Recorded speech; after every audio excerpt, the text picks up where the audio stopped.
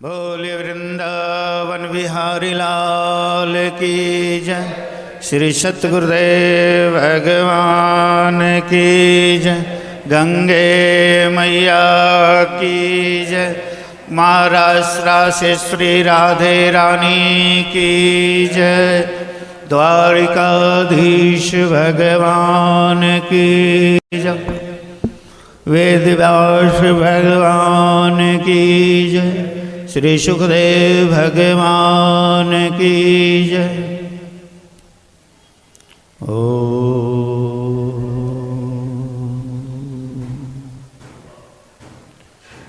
सच्चिदानंद रूपा विश्वोत्पत्त्यादि Hathaway तापत्रय विनाशाय श्रीकृष्णाय वयं नमः।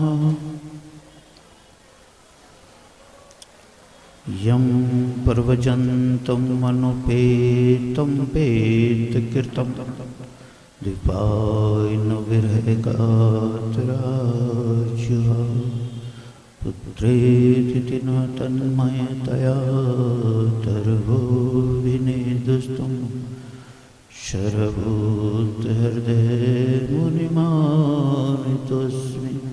शरभूतहृदयमुनिमानितोऽस्मि।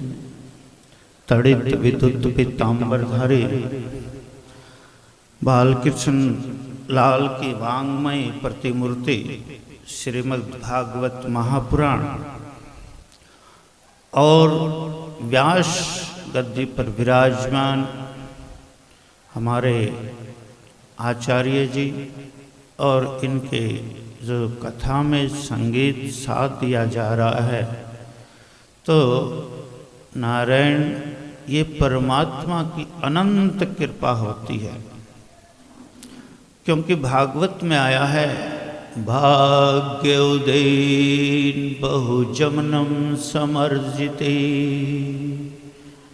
जब जीवात्मा के अनंत भाग्य उदय होते हैं तब जाकर के इस जीवात्मा को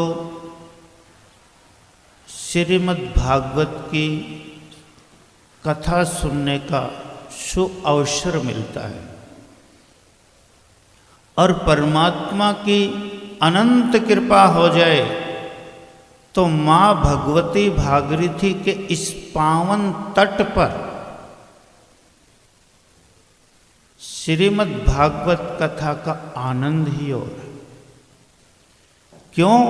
क्योंकि नारायण देखिए, संत भगवान ऋषि महर्षि गुरु आचार्य तीर्थ पर ही क्यों निवास करते हैं? वो इसलिए तीर्थ पर निवास करते हैं कि उनके जो हृदय का स्वरूप है वो तीर्थ जैसा हो जाता है। और तीर्थ पर निवास करके हमारे स्नेह स्नेह धीरे धीरे ये पाप जन्म जन्मांतर के जो पाप होते हैं वो धीरे धीरे दूर हो जाते हैं। और इसीलिए ये जीवात्मा तीर्थ की ओर बढ़ता है। और फिर इसमें भी अहोभाग्य। अहोभाग्य क्या है कि आप देवभूमि के अंदर आए। और देवभूमि जो हमारी उत्तराखंड है, पहाड़ तो आपने बहुत देखे होंगे, लेकिन देवभूमि नहीं कहते किसी पहाड़ को। केवल ये सौभाग्य हमारे उत्तराखंड को ही मिला है। क्यों मिला है? क्योंकि हरिद्वार जो है, हरिद्वार हर का द्वार, हर का द्वार, और बद्री विशाल, केदारनाथ, गंगोत्री, जमुनोत्री और अनेक छोटे छोटे तीर्थ,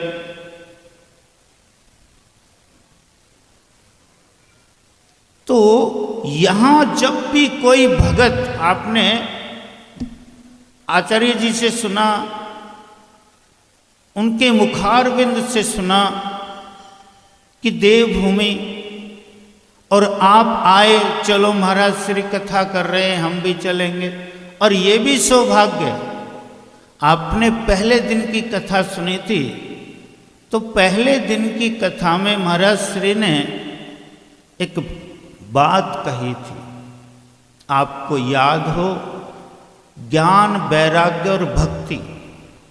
जब भक्ति अपनी मृत्यु को प्राप्त होने को थी, तो नारद जी ने गीता का ज्ञान दिया, वेद उपनिषद का ज्ञान दिया, लेकिन भक्ति जवान नहीं हुई, तरुणी नहीं हुई। और जब उनको ये आकाशवाणी हुई, सत्कर्म करो, सत्कर्म करो, और सत्कर्म क्या किया नारद जी ने? भक्ति, ज्ञान और वैराग्य को लेकर के माँ भगवती भागीरथी के इसी पावन तट पर आए, और आके आकाशवाणी ने कहा, गंगा द्वार समीपे, गंगा के द्वार पर एक आनंद नाम का तट है, उस आनंद नाम के तट पर आप कथा का श्रवणपान करें तो भक्ति भी जवान हो जाएगी, और इसके जो पुत्र है ज्ञान और वैराग्य, ये भी तरुण हो जाएंगे।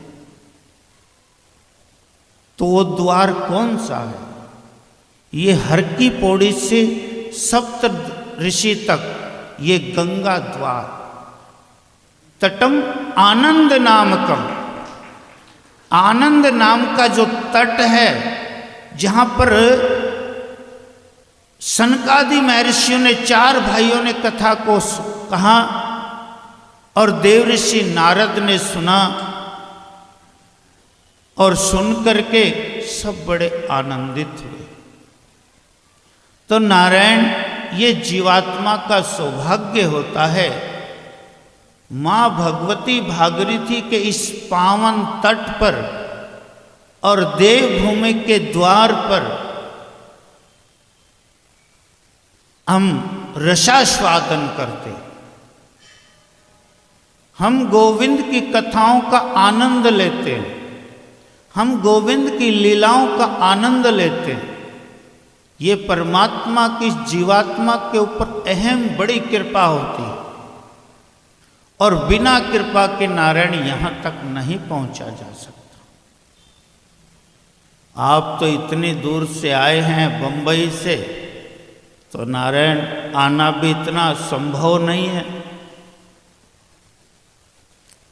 और आए हैं तो गंगा का आनंद लीजिए, कथा का आनंद लीजिए, क्योंकि कथा रसास्वादनम हमारे कानों को अच्छा रसायन देती है। मम करण रसायन, रसायन है ये। श्रीमद् भागवत को किधर से भी खाओ, किधर से भी आरंभ कर दो। एक कहावत है ना, मीठी रोटी, मीठी रोटी, उस मीठी रोटी को किधर से भी खाएंगे हम, उधर से ही वो मीठी लगती है। ऐसे श्रीमद् भागवत है, जहां से आरंभ कर दो वहीं आनंद की अनुभूति होती, और इसी आनंद की अनुभूति के लिए हम तीर्थ पर आते हैं, जिससे हमारी अज्ञानता नष्ट हो जाती है। अज्ञान ध्वंत विध्वंसम सूर्य कोटि समप्रभ, अज्ञान ध्वंस जो हमारे अंतस्करण के ऊपर मल, विक्षेप और आवरण ये बैठे हुए हैं। जैसे आईना है, हमें शादी में जाना होता है तो शादी के लिए तैयार होते हैं, और तैयार होकर के आईने में अपना मुखारबिंद देखते हैं, अपने तन के कपड़े देखते हैं। अगर उस आईने के ऊपर धूल चढ़ी हो, मिट्टी लगी हो, तो हमें अपना चेहरा कैसा दिखाई देगा? आवरण में दिखाई देगा, यानी उस जो हमारा साफ चेहरा नहीं दिखेगा। इसी तरह से इस जीवात्मा के अंतस्करण के ऊपर मल, विक्षेप और आवरण, ये अज्ञानता का पर्दा ढका हुआ है, माया का पर्दा ढका हुआ है। ये कब दूर होगा? अज्ञान ध्वंत विध्वंसम सूर्य कोटि समप्रभा। जैसे सुबह आप देखते हैं, हम देखते हैं, सूर्य नारायण भगवान निकलते हैं, तो क्या उनके सामने अंधकार टिक सकता है? कदापि नहीं टिक सकता। जब उनके सामने अंधकार नहीं टिक पाता, और जब हम प्रभु का, परमात्मा का, नारायण का, मां रास रासेश्वरी राधे रानी का स्मरण करते हैं, तो हमारा अंतस्करण पवित्र हो जाता है, वो आवरण हट जाता है। आवरण हटने से हमें प्रत्यक्ष ज्ञान हो जाता है, और प्रत्यक्ष ज्ञान होना ही इस जीवात्मा को मृत्यु से परे लेकर के जाता है। अब आप भागवत का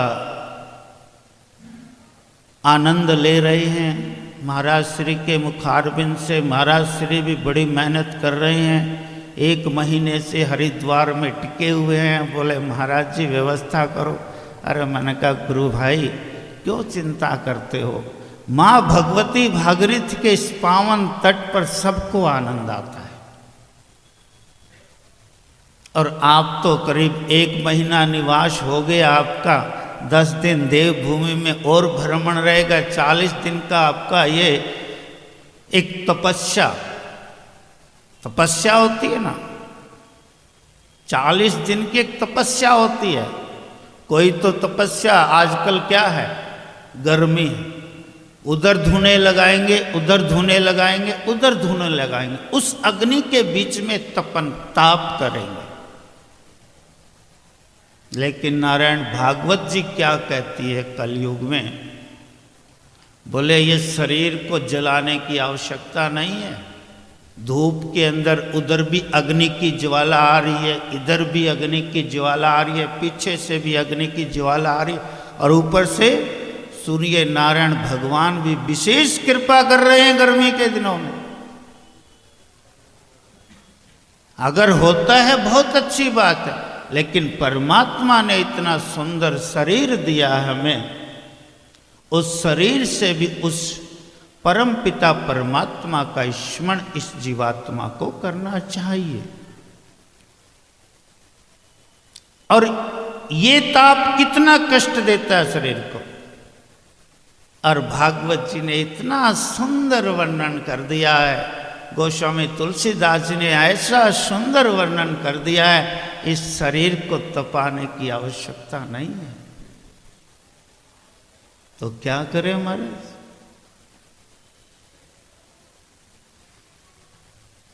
आप लोग सभी जानते, मैं तो स्मरण करवा रहा हूं। न तपसः न योगिन न समाधिनः, न तपसः न योगिनः न समाधिनः तत्फलम लभ्यते सम्यक् केशव कीर्तनात्।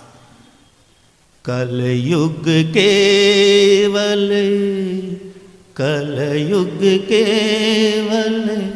नाम आधारा, सुमर सुमर नर उतरई पार। कलयुग का नाम स्मरण करने मात्र से जीवात्मा का कल्याण होता है। न तपसः, बोले कलयुग में तपस्या की भी आवश्यकता नहीं है। न तपसः न योगेन, जो हमारे पातंजलि ने अष्टम योग बताया, यम नियम यम नियम आसन प्राणायाम ध्यान प्राणायाम ध्यान समाधिना अष्टम योग। और उसी योग पर जो चलता है, जैसे आजकल हमारे हरिद्वार में रामदेव जी बड़ी फूं फूं करते हैं,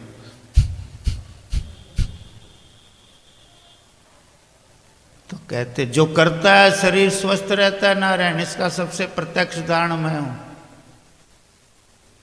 महाराज शरीर हम जो सिग्नल है ना, क्योंकि कहते हैं पेट जितना बड़ा होता बीमारी उतनी अंदर होती है, और पेट जितना छोटा होगा ना उतना बढ़िया होगा, भूख कम लगेगी, अन्न का स्वाद कम होगा, अन्न कम जाएगा तो भगवान का भजन ज्यादा होगा। कल आपने एकादशी क्यों की? कल आपने शाम को कीर्तन क्यों किया? विशेष दिन था ना, सुबह भी क्षण होने को मिला, शाम को भी। तो नारायण जितना परमात्मा की ओर न तपस्या, बोले कलयुग में तपस्या करने की जरूरत नहीं है।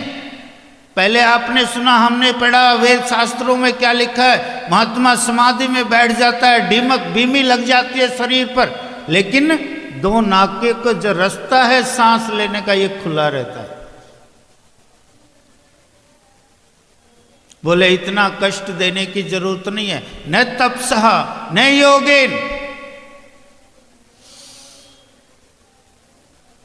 यम नियम आसन प्राणायाम ध्यान समाधिना, ये अष्टम योग बताया। न तपस्या न योगेन, सबके आगे एक शब्द आ रहा न तपस्या न योगेन न समाधिना तत्फलम लभ्यते। जो ये चीजें करता है तत्फलम लभ्यते सम्यक केशव कीर्तनात्। अगर कलयुग में घड़ी, दो घड़ी, आध घड़ी, एक घड़ी, आधी घड़ी, आधी की बुनियाद, अगर थोड़ी देर के लिए भी हमने कलयुग में सम्यक केशव कीर्तन अर्घ कर लिया तो समझ लो बेड़ा पार है। और फिर नारायण हम लोग क्या करते, राजा परीक्षित की ओर चलते। राजा परीक्षित को कितने दिन मिले थे? 7। आपके पास हमारे पास कितने दिन हैं?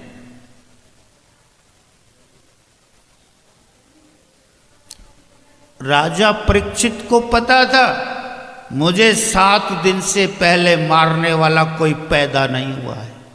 क्यों? ये संत का श्राप। 7 दिन से पहले मैं मरूंगा नहीं, कोई मुझे मारना भी चाहेगा जब भी मैं मरूंगा नहीं।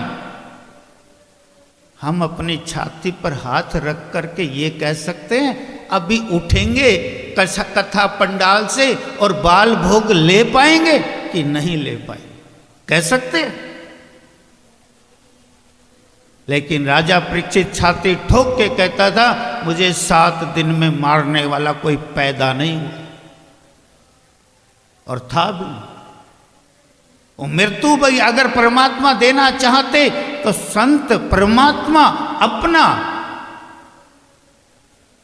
कहते न यदा यदा ही धर्मस्य ग्लानिर्भवति भारतः भयानमुत्थानम धर्मस्य तदात्मानं सृजाम्यहम्। जब अधर्म बढ़ जाता है परमात्मा उस अधर्म को समाप्त करने के लिए अवतार लेकर के आते हैं। नारायण गए कहाँ हैं परमात्मा जो अवतार लेकर के आएंगे? कहाँ गए? तुम्हारे हमारे मध्य परमात्मा विराजमान है, कहीं गए नहीं है। जब इस धराधाम को परमात्मा छोड़कर जगह जाने लगे, अब मेरा कार्य पूरा हो गया, चलो अब इस शरीर को त्याग कर देते।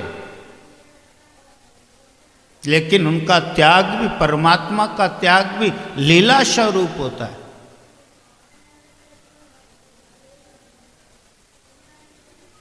तो क्या किया परमात्मा ने? वटस्य पत्रस्य पुटेश्यानं वत्रस्य पुटस्य पुतेशानं बालमुकंदमंसास्मरामि। वट वृक्ष के पत्ते के ऊपर भगवान विराजमान हो गए जब इस धरा धाम को छोड़ करके जाने लगे, और अपने पैर को अंगूठे को अपने मुखार बिंद में ले लिया। व्याधि शिकारी ने तीर चलाया, भगवान के जो पैर का तलवा है उस शिकारी ने क्या समझा, ये शिकार की क्या है, पीठ है, और शिकारी ने अपना तीर चढ़ाया और कमान को खींचा और तीर छोड़ा, भगवान के चरणार बिंद में जाके लगा। अब शिकारी अपना शिकार तो उठाता है ना, अगर शिकार नहीं उठाएगा तो फिर क्या करने के लिए आया जंगल में। शिकार को ढूंढा, शिकारी ने देखा, अरे गोविंद, अरे परमात्मा, मैंने आपको तीर मांग दिया, क्षमाम देहि क्षमाम देहि, मेरे से गलती होगी भगवान, मैं क्षमा चाहता हूं आपसे। बोले नहीं, क्योंकि मैंने ही इस धराधाम को छोड़ करके जाने की, तो इसलिए ये आपकी लीला थी। कोई तीर मेरे को लगा नहीं, मैं जा नहीं रहा। तो वहां से परमात्मा और देवी देवता, सारे 84 करोड़ देवी देवता आकाश मंडल में विराजमान है, अपने वाहनों के साथ पहुंचे हुए। किस लिए? कि इसलिए कि देखेंगे परमात्मा अपने शवधाम को जब जाएगा तो कौन से रास्ते को अपनाएंगे, हम भी उस रास्ते को पकड़ करके अपना जीवन धन्य कर लेंगे। जब परमपिता परमात्मा से एक आत्म स्वरूप में एक ज्योति निकली, और ज्योति निकल के पूरे ब्रह्मांड में घूम करके वहीं गोविंद की जो वांगमयी प्रतिमूर्ति श्रीमद् भागवत रखी हुई थी, श्रीमद् भागवत के अंदर समाहित हो गई।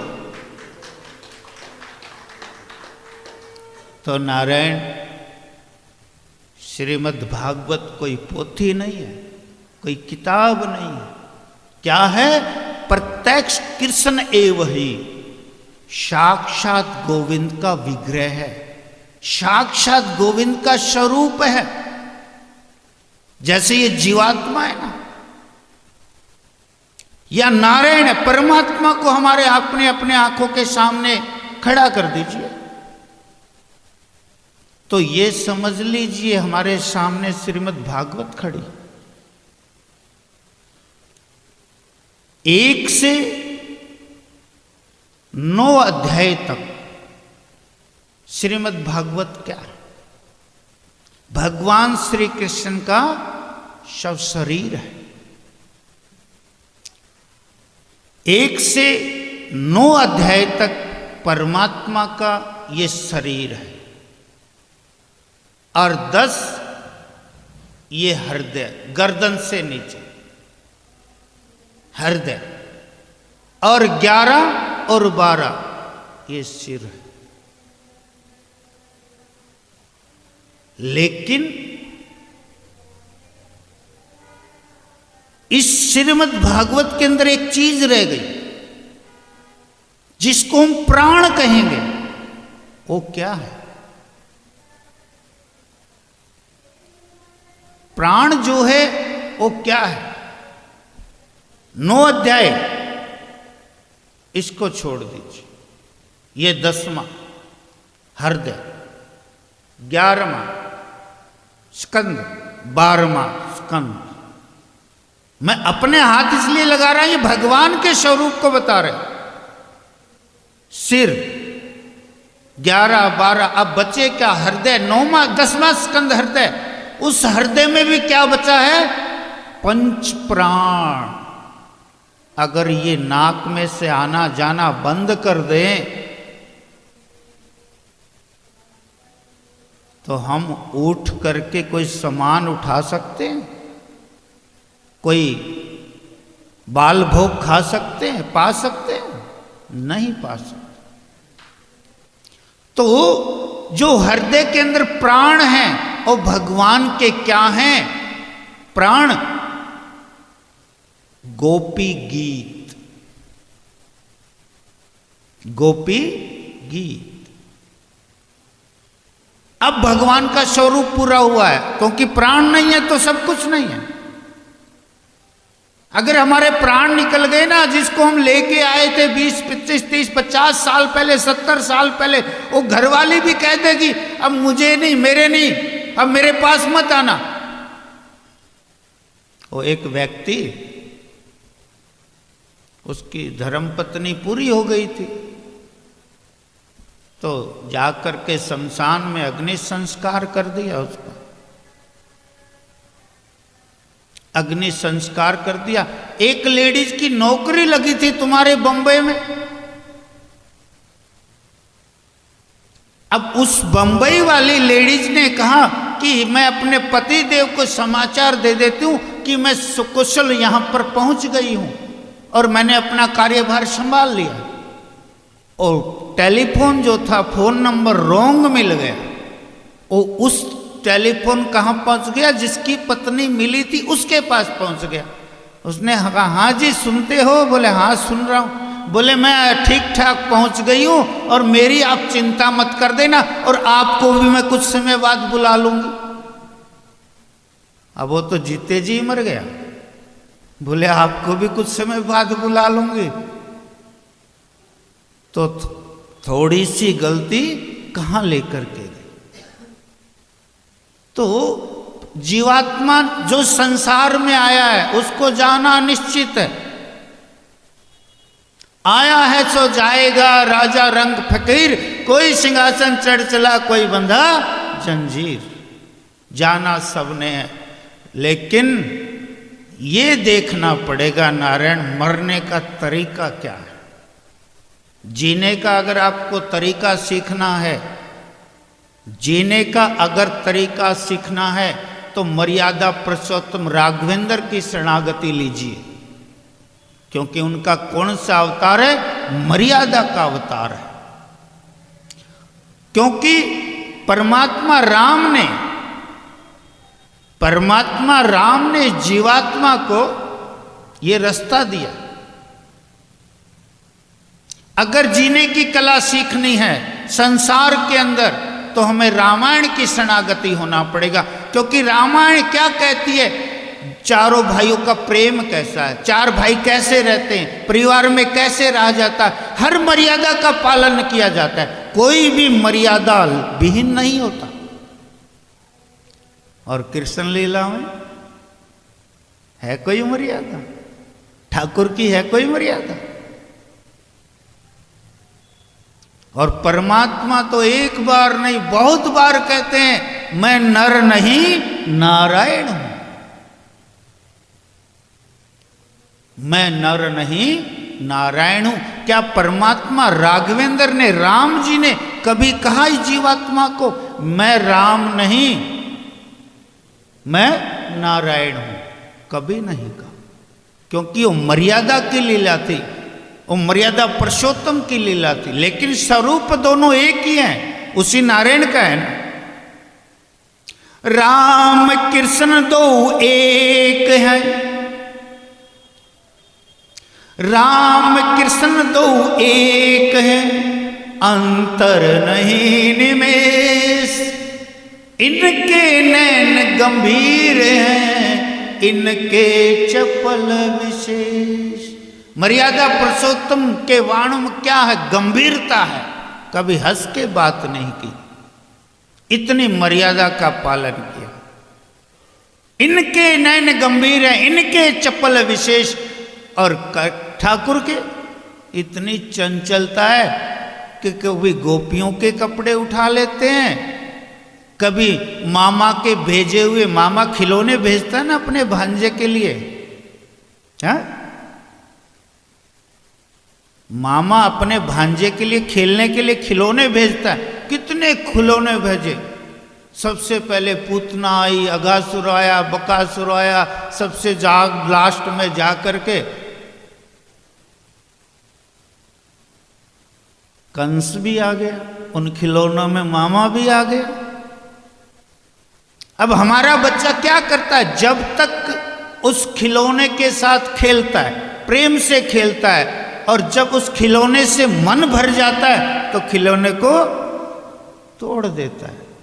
तो भाई ठाकुर जी ने क्या किया, मामा ने खिलौने भेजे, ठाकुर जी इन खिलौनों के साथ खेले, और जब मन भर गया तो खिलौनों को नष्ट कर दिया, धरा का भार भी उतार दिया। जब धरा का भार उतर गया तो अपने आप शांति हो गई। तो नारायण कहने का तात्पर्य क्या है कि सबके पास 7 दिन हैं। छुट्टी नहीं होती, कभी ये समझ लो यमराज की छुट्टी होती है संडे वाले दिन, हमारी छुट्टी है तो यमराज की भी छुट्टी है। जब राजा परीक्षित के पास 7 दिन थे तो कहता था मुझे मारने वाला पैदा नहीं हुआ। क्यों? क्योंकि मुझे श्राप लगा है। किसका लगा? संत का लगा है, इसलिए मैं मरूंगा नहीं 7 दिन से पहले। नारायण हमारे पास कितने दिन हैं? एक घड़ी नहीं है, आधी घड़ी नहीं है, आधी की भी बुनियाद वो भी नहीं है। और फिर हम क्या कहते हैं, ये कोठी मेरा, ये बंगला मेरा, ये महल मेरा, इतने मैंने बना लिए, इतने और बनाऊंगा। अरे किसके लिए? कुछ लेकर के गया, जाएगा क्या? मुट्ठी बंद करके आया, मुट्ठी खोल के चला जाए। तो नारायण सोमवार, मंगलवार, बुधवार, बृहस्पतिवार, शुक्रवार, शनिवार, और ये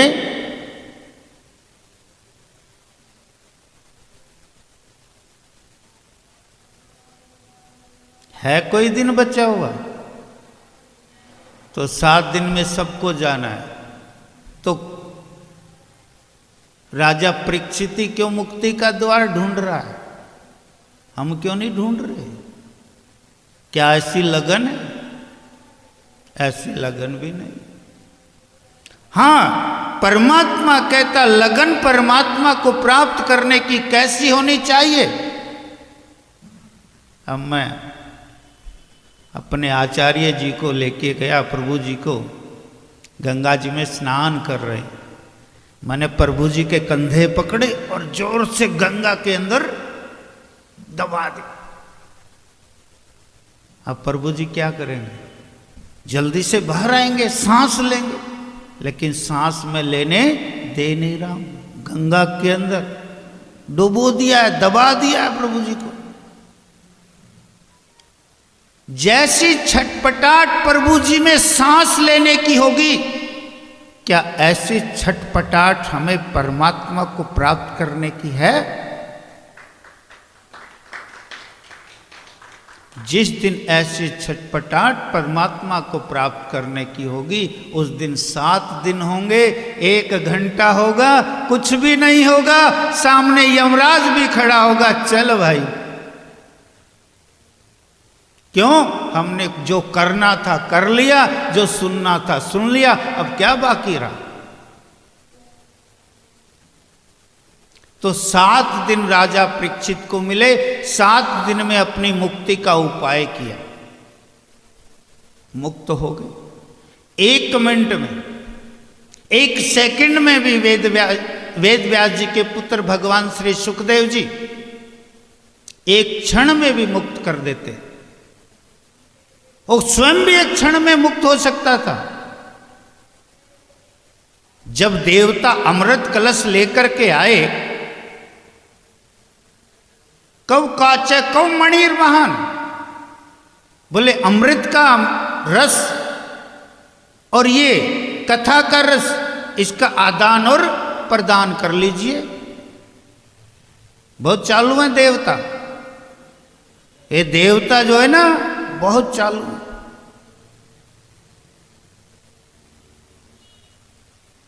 अब अपनी सोचते हैं, लेकिन कलयुग का मानव उनसे भी चालू है। क्यों? उनके पास तो एक बुद्धि है, या परमात्मा ने पता नहीं कितनी बुद्धि दी है। कितने संकटों से रोज निकलते हैं, कितने संकटों में रोज फंसते हैं, तो कितनी बुद्धि है इंसान के पास ज्यादा।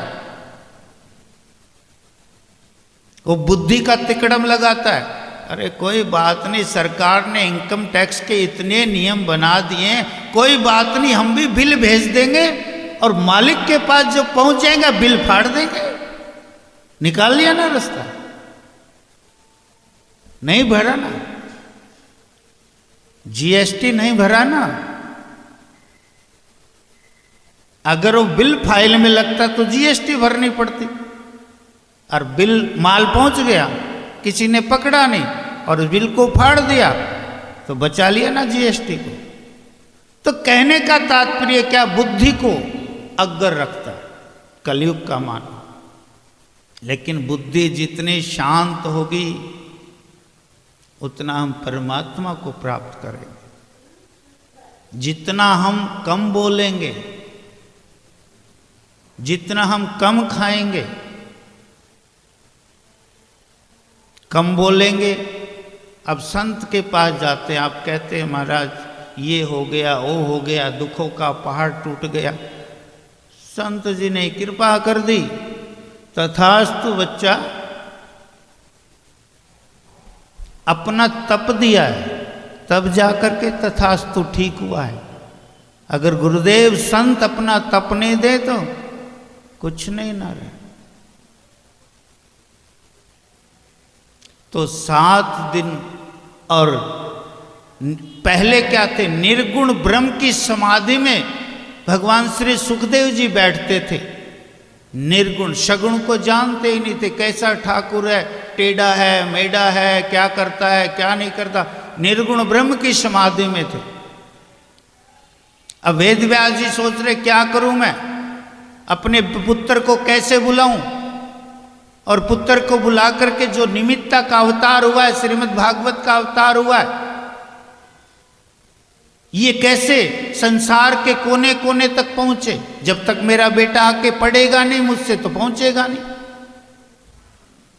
तो एक तरीका निकाला, बोले जहां मेरा पुत्र बैठा है ना, जिन कंदराओं में, गुफाओं में बैठा हुआ है, उनके पास जाओ, और एक मैं मंत्र आपको रटाता हूं, वो मंत्र को रट लो। मंत्र रट लिया, और जाओ जहां मेरा पुत्र सुखदेव बैठा है, वहां जाकर के इस मंत्र को बोल दो। और देखो वेद व्यास जी भी कितने चतुर थे, उन्होंने भागवत के उस मंत्र को पूरा नहीं याद करवाया, आधा आधा याद करवाया। बोले जाओ, जाकर के जहां मेरा पुत्र गुफाओं में बैठा है, कंदराओं में बैठा, वहां जाकर के आप बोलिए, आधा बोलिए, पूरा नहीं।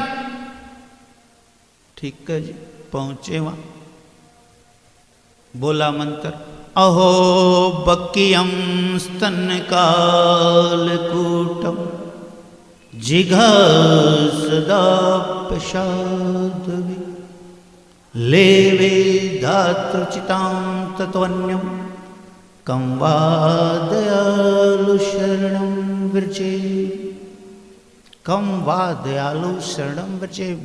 महाराज श्री बतला रहे थे ना, पूतना नाम की राक्षसी मारने के लिए आई, भगवान को अपने स्तनों पर कालकूट विष को लगा करके आई मारने के लिए। जब ये मंत्र कान में गया सुखदेव जी के, तो आंखें खोली, आंखें खोल कर के सामने देखा उन बच्चों को। फिर अपने मन में सोचा, होगा कोई ऐसा दयालु जो मारने के लिए आई थी, उसको भी माँ की गति प्रदान कर दी होगा कोई, मुझे क्या लेना देना, छोड़ो, संसार को छोड़ो। फिर उसी निर्गुण ब्रह्म की समाधि में फिर बैठ गए। बच्चे गए अपने गुरुदेव के पास, वेद व्यास जी के पास, क्या हुआ? बोले गुरुदेव हमने जब मंत्र बोला आंखें खोली, फिर बंद कर ली। बोले ठीक है, कण रसायनम, यानी कानों में रसायन पहुंच गया। आज ये आधा मंत्र, एक और मंत्र रटा दिया। इसमें क्या? परमात्मा की सुंदरता का वर्णन। वर्रापीडम नटवर वपु कर्णियो कर्णिकारकम बिभर्दुम बिभर्दवाशम कनककपीशम वैजंतीम च माला। इसमें भगवान की सुंदरता का वर्णन है। वट क्या? नट।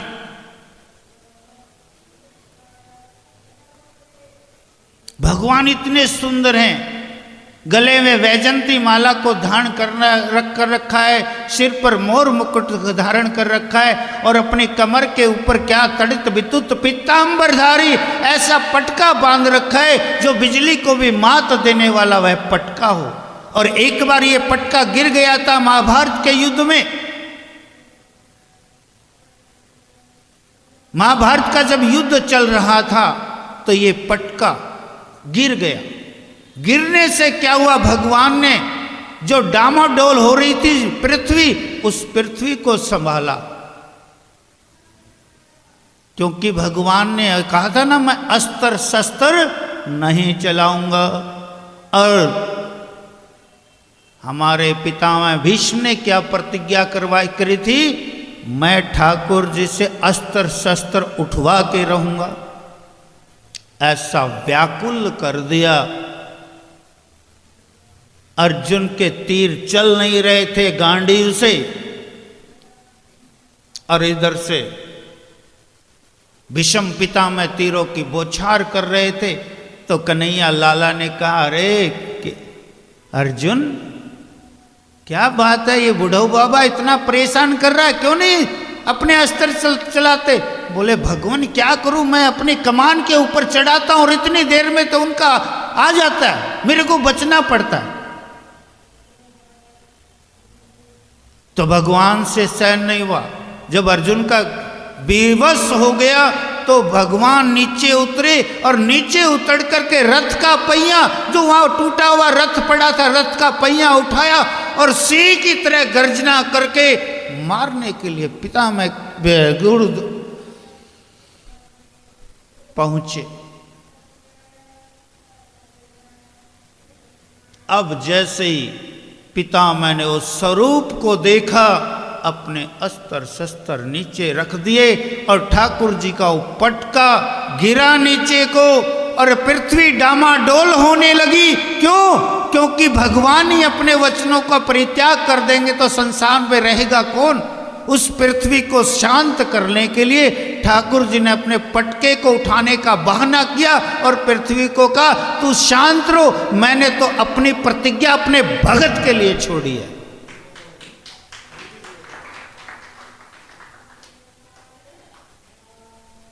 भगत मेरे मुकुटमणि।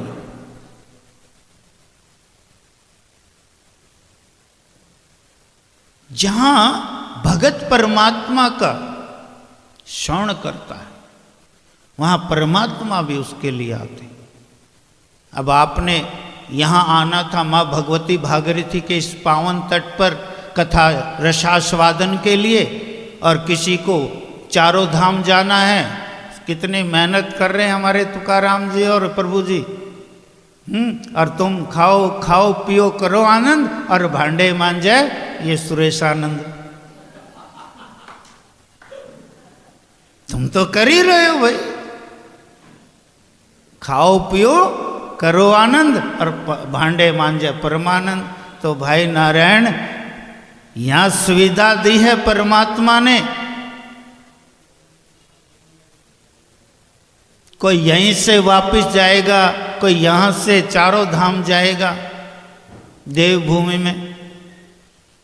तो नारायण कुछ भी करें, कैसे भी करें, इस जीवात्मा को परमात्मा का स्मरण हमेशा याद रखना चाहिए। जैसे राजा परीक्षित ने हर क्षण परमात्मा का स्मरण रखा, हर क्षण परमात्मा का स्मरण रखा। हमारे हाथ में गोमुखी है, हम भजन कर रहे हैं, ये साधन ही तो है। अगर गौमुख को हटा दीजिए गले से, साधन हट जाएगा तो साधक भी हट जाएगा नारायण। गौमुखी को हटा दीजिए, साधन है। गौमुखी नहीं रहेगी तो साधन हट गया तो साधक अपने आप भ्रमण। तो इसलिए परमात्मा भी किसी न किसी जीवात्मा को निमित्त बना करके उस जीवात्मा को उतारने का उपाय बतलाते हैं। अनेकों उपाय श्रीमद् भागवत के अंदर हैं।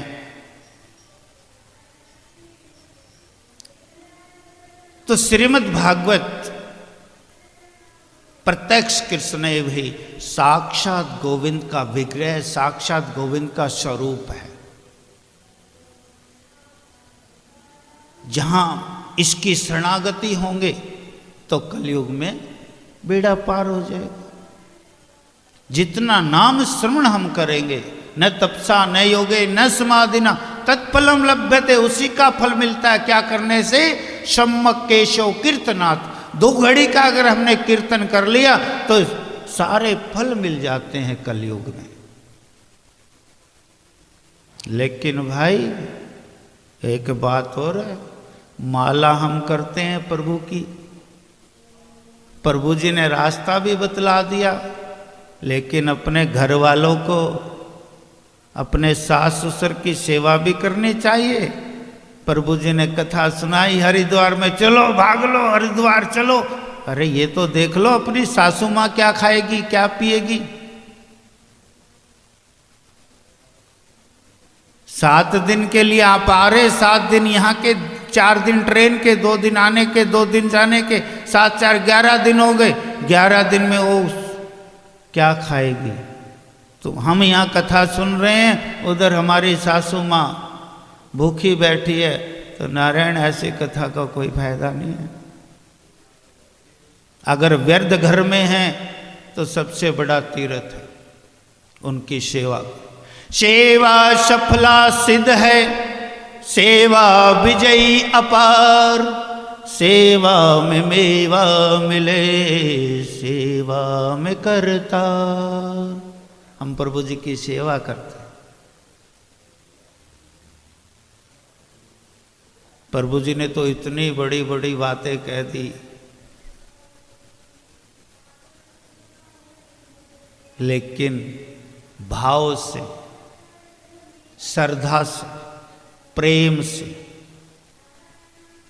ठीक है, सेवा कर रहे हैं। अब सासू माँ ने कहा, अरे बहू सुनती हो जरा, सर्दी बहुत है आज, पैर मेरे कंबल में, रजाई में गर्म नहीं हो रहे, थोड़ा गर्म पानी से मेरे पैर को धो दे, जिससे ठंड दूर हो जाएगी, मेरे रजाई कंबल में पैर गर्म हो जाएंगे।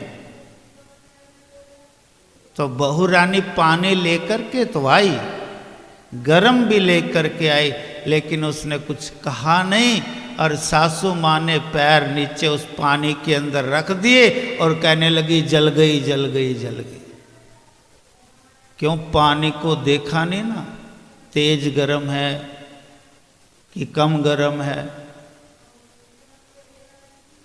बोले न रहेगा बांस न बजेगी बांसुरी, पैर ही नहीं रहेंगे तो फिर दोबारा कहेगी क्या?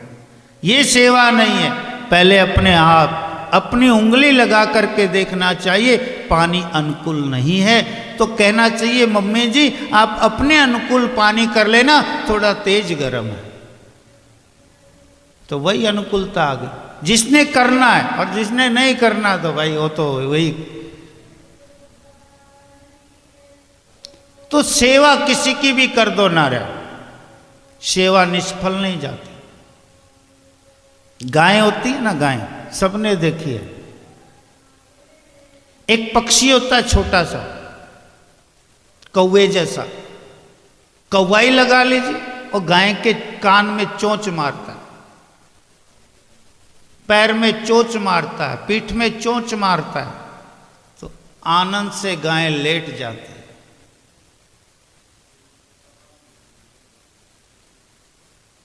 आनंद से गाय लेट जाती। पक्षी कितना? इतना। 150-200 ग्राम का। और गाय कितनी? एक छोटे से पक्षी ने सेवा करके उस गाय को अपने वश में कर लिया। हमने तो आपके प्रभु को अपने वश में कर लिया ना। तुम इनकी सेवा करो, हम इनकी सेवा करेंगे। आप इनकी सेवा करो, हमारा कर्तव्य है इनकी सेवा करें। तो नारायण, ये भाव जब जीवात्मा के मन में आएगा, हमारा आचार बदलेगा, हमारा व्यवहार बदलेगा। एक पहले वाले दिन जब कथा आरंभ हुई, आचार्य प्रभु जी ने बहुत बढ़िया बात कही। संस्कृति, हम अपनी संस्कृति की धरोहर खोते जा रहे हैं। संस्कार हम अपने बच्चों को दे नहीं पाते। किसके पास? मां भी बिजी है लक्ष्मी कमाने में, पिता भी बिजी है लक्ष्मी कमाने में। तो संस्कार कब देंगे, कैसे देंगे? आया देगी, फिर तो वो आया देगी। अब मां तो, मम्मी तो नौकरी करने गई है, दूध पिलाने वाला उसको भी नहीं है कोई। और उस आया के भी एक बच्चा है, वो भी अभी दूध पी रहा है। अगर बच्चा रोएगा तो आया क्या करेगी? हमारे बच्चे को अपना दूध पिला देगी। संस्कार हो गए गलत। क्षत्रिय का खून भी ब्राह्मण का हो जाएगा और ब्राह्मण का खून भी क्षत्रिय हो जाएगा। तो एक मदालसा रानी थी, भागवत के अंदर वर्णन आया मदालसा। मदालसा रानी के पुत्र हुआ, पहला पुत्र हुआ, तो उसने एक लोरी सुनाई। पता नहीं तुम्हारे बंबई में कौन सी लोरी सुनाते हैं, हमारे इधर की तो मुझे पता है लोरी कौन सी सुनाते हैं बच्चों को। लल्ला लल्ला लोरी दूध की कटोरी, दूध में पतासा लल्ला करे तब। ओ, इसका मतलब तुमने सुनी है। लेकिन मदालसा रानी ये लोरी नहीं सुना देती। शुद्धोसी बुद्धोसी निरंजनोसी तज माया परिवर्जोतसी संसार शपन मोह निद्रा मदालसा वाक्यम वाजपुत्रम। शुद्धोसी बुद्धोसी, बेटा तो शुद्ध हो, बुद्ध हो, निरंजन हो, निरंकार हो।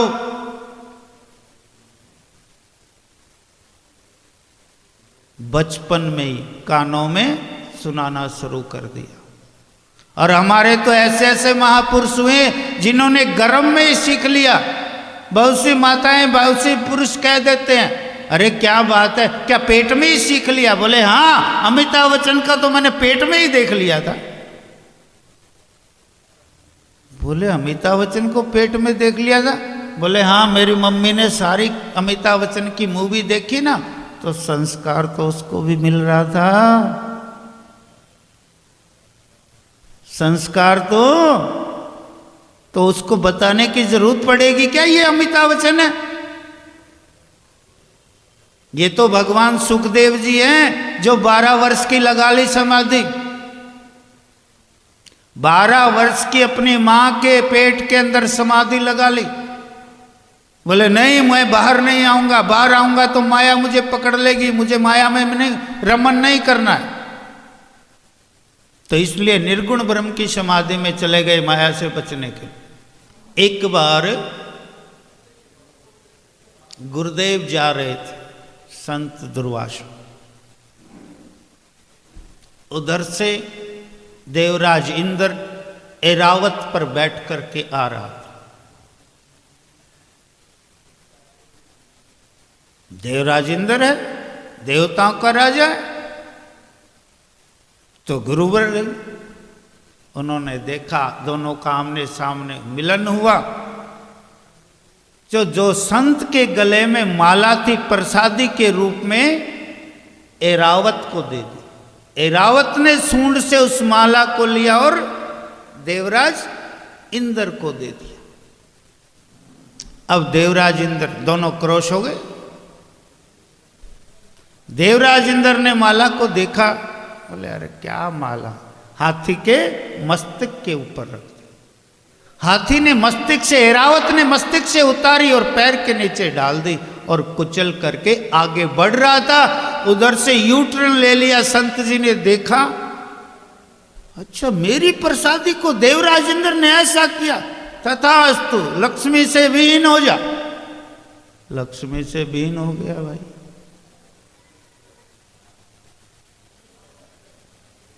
तो नारायण, ये जो महाराज श्री को भी मैं देखता था, पहले घूमते रहते थे, अच्छे लगते हैं, तो ये प्रसादी है नारायण।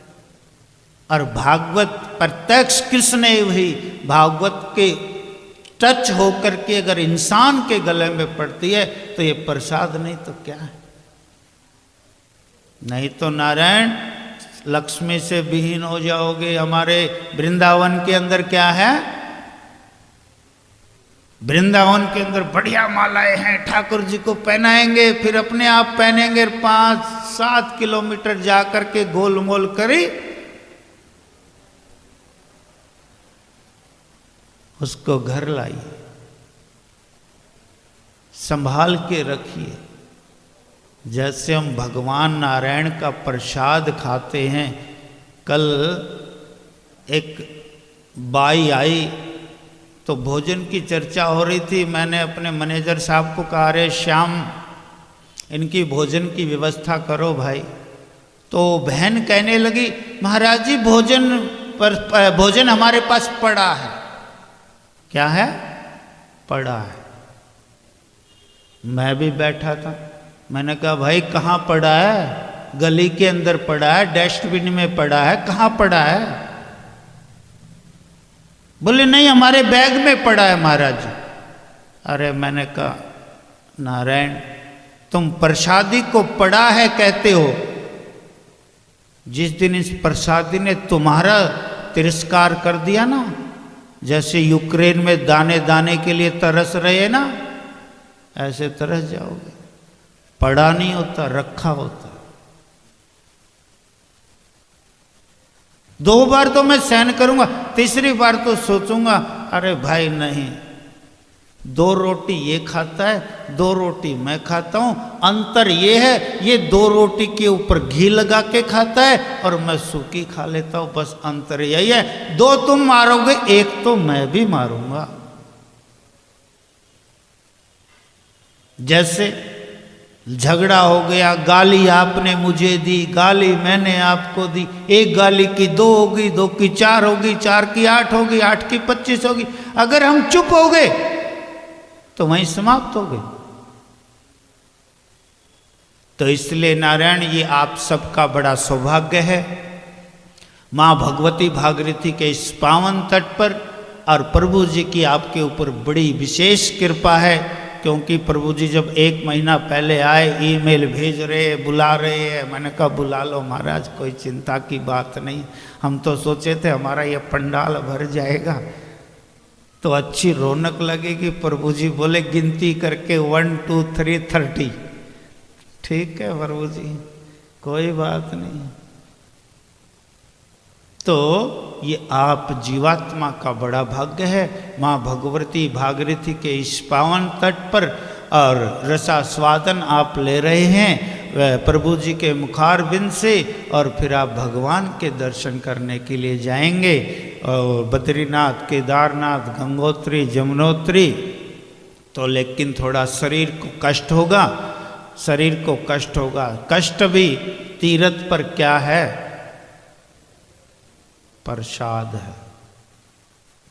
अरे ये आनंद अगर चाहिए थे तो तुम्हारे फ्लैट में ही बहुत थे। अगर बिस्तर चाहिए था, सारे साधन चाहिए थे, तो अपने फ्लैट में रहते। तीर्थ पे आकर के तो नारायण कष्ट होगा। कष्ट को ही भगवान की प्रसादी समझना चाहिए और उसको सहन करना चाहिए।